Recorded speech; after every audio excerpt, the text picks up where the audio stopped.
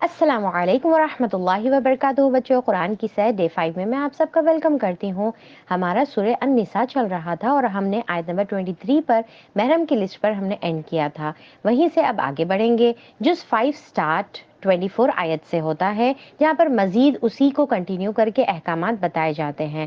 نکاح کے فرائض، ڈوز اینڈ ڈونٹس بتائے گئے ہیں، اور مہر جو شادی کے وقت دلہن کو گفٹ دیا جاتا ہے اس کے احکامات کا ذکر ہے۔ اگر ہم نوٹ کریں گے تو جتنے سورہ اب تک ہم پڑھے اس میں بار بار احکامات کا ذکر ہے، یعنی کہ اللہ تعالیٰ کے لاس کا ذکر ہے، رولز کا ذکر ہے۔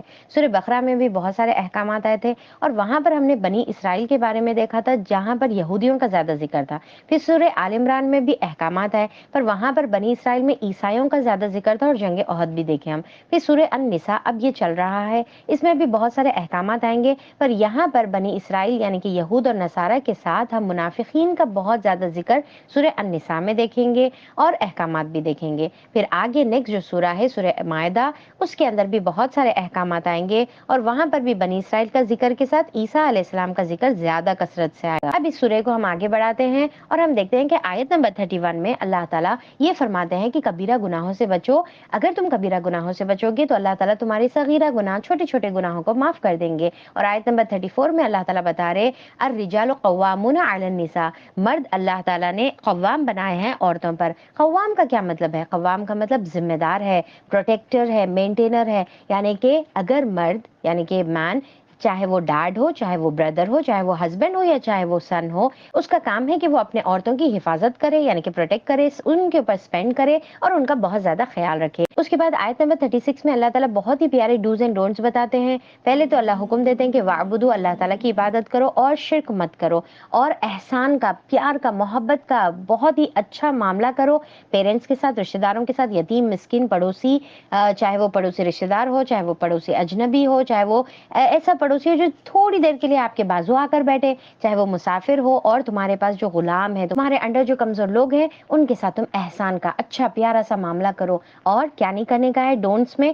تکبر نہیں کرنے کا ہے، کنجوسی نہیں کرنے کا ہے، اور ریاکاری نہیں کرنے کا ہے۔ پھر آیت نمبر 43 میں اللہ تعالیٰ پروہیبیشن آف الکوہول یعنی کہ شراب حرام ہے اس کا ذکر کرتے ہیں، اور آگے مزید کنٹینیو ہوتے ہیں احکامات، اور بتایا جاتا ہے کہ جب تم ناپاک ہو تو تم غسل کر لیا کرو، اور اگر پانی نہ ہو تو پھر پاک مٹی سے تیمم کر لو۔ پھر آیت نمبر 48 اور آیت نمبر 116 میں اللہ تعالیٰ بہت ہی کلیئرلی یہ بات ہم کو حکم دیتے ہیں کہ شرک ایک ایسا گناہ ہے جو کبھی کبھی کبھی اللہ تعالیٰ معاف نہیں کریں گے۔ اللہ تعالیٰ فرماتے ہیں ان اللہ لا یغفر ان یشرک بہ ویغفر ما دون ذلک لمن یشاء، کہ اللہ تعالیٰ شرک کو کبھی معاف نہیں کریں گے، اس کے علاوہ چاہے جو بھی گناہ ہے اللہ چاہے تو معاف کر دے، چاہے تو نہیں کرے۔ پر شرک ایک ایسا گناہ ہے، اگر انسان زندگی میں بغیر توبہ کے مر جائے تو شرک ایک ایسا گناہ ہے کہ اللہ تعالیٰ مرنے کے بعد کبھی کبھی معاف نہیں کریں گے۔ پھر اس کے بعد اللہ تعالیٰ آپ صلی اللہ علیہ وسلم کی اطاعت کرنے کا حکم دے رہے ہیں، اور آپ صلی اللہ علیہ وسلم کی اطاعت گویا اللہ تعالیٰ کی اطاعت ہے۔ اگر آپ صلی اللہ علیہ وسلم کو اوبے کریں گے تو گویا کہ ہم اللہ تعالیٰ کو ڈائریکٹ اوبے کرنے جیسا ہے۔ اور سیم یہ حکم آیت نمبر 59، 65، 69 اور 80 میں ریپیٹ کیا گیا ہے۔ وہ کون ہے؟ من النبیین والصدیقین والشہداء والصالحین، انبیاء، صدیقین، شہداء اور صالحین، تو ان کے جیسا ہم کو عمل بھی کرنا ہے۔ پھر آیت نمبر 81 سے منافقین کا ذکر شروع ہوتا ہے، اور اللہ تعالیٰ آیت نمبر 85 میں فرماتے ہیں کہ اگر تم بھلائی کی سفارش کرو یا بھلائی کا کسی کو ریکمینڈ کرو تو پھر اس کے اندر سے تمہارے کو ایکول ریوارڈ ملے گا، یعنی کہ ثواب جاریہ، اور اسی طریقے سے برائی کے بارے میں بھی ریکمینڈ کرو، سفارش کرو، تو برائی کا بھی تمہارے کو پھر ایکول ثواب گناہ ملے گا، ٹھیک ہے۔ اور آیت نمبر 86 میں اللہ تعالیٰ سلام کا احکام بتاتے ہیں کہ جب کوئی تم کو سلام کرے تو بہتر سلام کا جواب دو، یا کم سے کم سیم ریپلائی کرو، یعنی کہ السلام علیکم کو یا تو سیم ریپلائی کرو یا ورحمۃ اللہ وبرکاتہ کا اضافے کے ساتھ ریپلائی کرو۔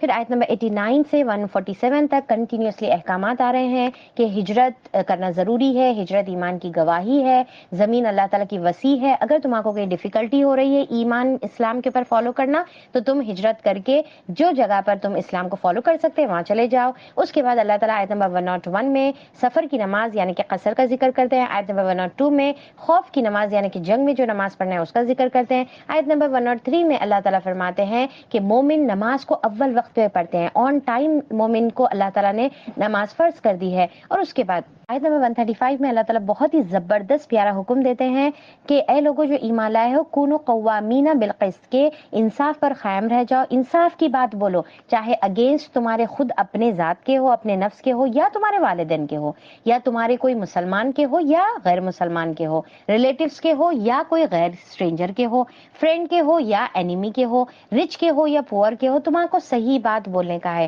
یہ نہیں سوچنا ہے کہ ارے یہ تو مسلمان ہے، یہ تو ریلیٹیو ہے میرا، یہ تو میرا دوست ہے، یا تو یہ تو امیر ہے، نہیں سوچیں گے، بلکہ آپ کو سچی بات بولنے کا ہے۔ اور آیت نمبر 142 میں اللہ تعالیٰ منافقین کا ذکر کرتے ہیں کہ منافقین جب نماز کے لیے آتے ہیں تو بہت ہی سستی کے ساتھ، زبردستی نہیں چاہتے ہوئے نماز پڑھتے ہیں۔ وَإِذَا قَامُوا إِلَى الصَّلَاةِ قَامُوا كُسَالَىٰ، سستی کے ساتھ آتے ہیں، اور جب نماز پڑھتے ہیں تو صرف نیت کیا ہوتی ہے؟ لوگوں کو دکھانا، لوگوں کی تعریف حاصل کرنا، ریا کرتے ہوئے نماز پڑھتے ہیں، اور نماز کے اندر اللہ تعالیٰ کو بہت کم یاد کرتے ہیں، یعنی کہ نماز کے اندر دماغ ان کا دوسری جگہ پھرتا ہے اور اللہ تعالیٰ کا ذکر ہی انہوں نہیں کرتے۔ اسی لیے اللہ تعالیٰ ان کے بارے میں بتاتے ہیں آیت نمبر 145 میں، ان المنافقین فی الدرک الاسفل من النار، کہ منافقین آگ کے سب سے نچلے گڑھے میں ہوں گے، جہاں سے آگ شروع ہوگی نا، شدت سب سے تیز جہاں پر آگ رہے گی وہاں پر سب سے نچلے گڑھے میں ہوں گے۔ پھر یہ جز بہت ہی بیوٹیفل آیت کے ساتھ اینڈ ہوتی ہے جو آیت نمبر 147 ہے، جہاں پر اللہ تعالیٰ فرماتے ہیں ما یفعل اللہ، کیا کرے گا اللہ تعالیٰ بعذابکم، تمہاں کو عذاب دے کر، ان شکرتم و آمنتم، اگر تم شکر ادا کرو گے اور تم ایمان لاؤ گے، یعنی کہ اللہ تعالیٰ کے سامنے سرنڈر کر دو گے اور اللہ کے سامنے ایمان لاؤ گے اور اللہ تعالیٰ کی نعمتوں کا شکر ادا کرو گے، یعنی کہ جو بلیسنگز اللہ تعالیٰ نے تم کو دی ہے، آنکھ، ناک، کان، زندگی، جسم کی ہر بلیسنگ کو اللہ تعالیٰ کے لیے استعمال کرو گے اور تمہارے دین کا، قرآن کا شکر ادا کرو گے، تو اللہ تعالیٰ تمہارے کو کیوں عذاب دے گا؟ اللہ تعالیٰ کو کیا ملے گا عذاب دے کر؟ اللہ تعالیٰ کو کوئی خوشی نہیں ہوتی کسی کو عذاب دے کر، جہنم میں ڈال کر، جلا کر، کوئی خوشی نہیں ہوتی، اللہ تعالیٰ کو کوئی فائدہ نہیں ہوتا۔ اللہ تعالیٰ تو چاہتے ہیں کہ آپ ایمان لاؤ، اسی لیے تو اللہ تعالیٰ نے ہمارے لیے قرآن نازل فرمائی تاکہ ہم پڑھیں، سمجھیں، اس کے اوپر عمل کریں اور اپنے آپ کو جہنم سے بچا لے، اللہ کے عذاب سے بچا لے۔ تو یہاں پر ہمارا بچوں جز اینڈ ہوتا ہے۔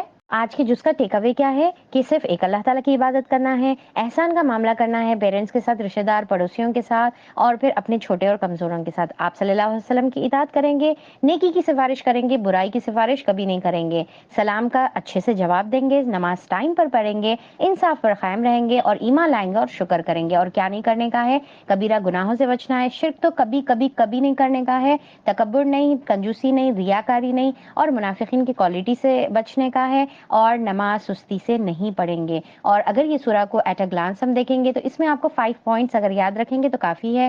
فرسٹ، نکاح اور مہر کے رولز کا ذکر ہے۔ Second, prohibition of alcohol. Third, تیمم کا ذکر ہے۔ فورتھ، نماز قصر اور نماز خوف کا ذکر ہے۔ اور ففتھ، منافقین کا بہت زیادہ کثرت سے ذکر ہے۔ اور آج کی دعا، نفاق سے بچنے کی دعا آپ یاد کر لیجیے جو اسکرین پر آپ کو بتائی جا رہی ہے۔ اس کے ساتھ جزاکم اللہ خیرن کثیر۔ السلام علیکم ورحمۃ اللہ وبرکاتہ۔